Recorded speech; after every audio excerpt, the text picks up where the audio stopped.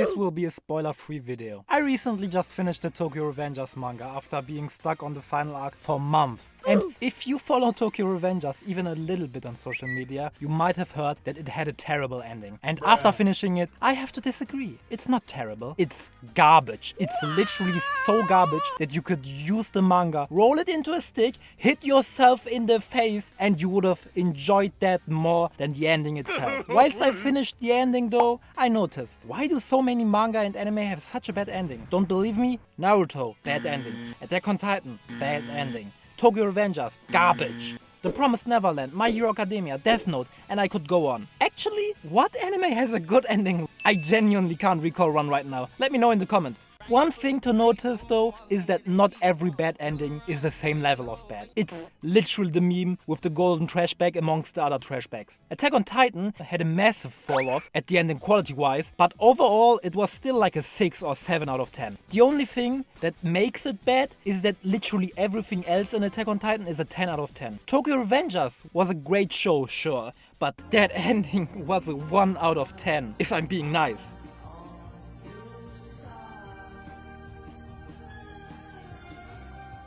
How do so many talented mangakas bottle the ending, whilst the rest of the manga is perfectly fine? And the most important question is, will One Piece suffer the same fate? Oh god, I hope not. Firstly, one of the biggest reasons for a disappointing ending is a too high expectations bar, or that your own expectations weren't met. You follow the story and you really like it, but actually try to remember what parts of the story you really liked. It's always the best arcs when you talk about Naruto or Bleach or whatever, but truth said, there were almost always also not so good arcs. Since the ending is the final arc, the last impression of the show, you will expect it to be the best arc of the story. But most of the times it isn't, and that's why so many people are disappointed. Well, then there is rushing the ending, retconning a lot of stuff that happened before, and ass-pulling stuff just for the story's sake.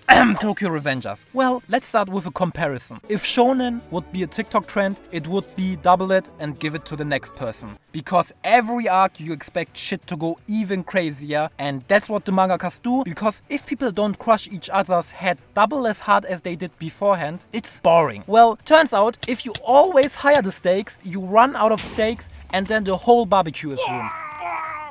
The best example might be Dragon Ball. Goku trains and becomes the best in the world. So to up that in Z, they fight against the strongest in the universe. And that's also where Toriyama would have probably ended it, but we all know there's no stopping when Toei sees those dollar signs. So he went on to fight androids, magical people, gods, and after that, goats? Well, I don't know. What I'm saying is that huge success makes companies and editors and everyone else tell the mangakas to stretch the manga as much as they can. Naruto should have ended earlier. Tokyo Revengers was already finished, but they made another bullshit cash grab arc. Dragon Ball is like a money cow. Death Note should have ended earlier. Because the mangakas have to stretch things out, they struggle to come up with more stuff to write about. By the way, don't forget to like and subscribe if you made it this far. Man, being a mangaka can really suck. Like, the man Oda himself gets about 3 hours of sleep per day. They get worked like a horse, especially with those weekly schedules. Most mangas come out weekly, and having the pages for that week ready is hard on itself, but having to structure future arcs and a satisfying ending might be a little too much, especially considering that most mangakas don't even have a clear ending ready when they start their work. Like, for real, the manga world is a dark place, so you are not always guaranteed a successful manga. Ken Wakui did Shinjuku Swan, Abaddon, and Desert Eagle before he did Tokyo Revengers. How many of those have you actually heard about? Yeah, that's what I'm saying. You never know which manga will stick, so you really focus on the beginning because the manga gets picked up and readers want to read more and shit, but you might not actually have an ending ready. And most mangakas probably do that. Before doing Naruto, Kishimoto did Karakui, which got cancelled. Kubo did Ultra Unholy Hearted Machine. Jeez, I wonder why this one never picked up with a name like that. Bad Shield United sounds like a Premier League team. And Zombie Powder before writing Bleach. So just like everywhere else in life, you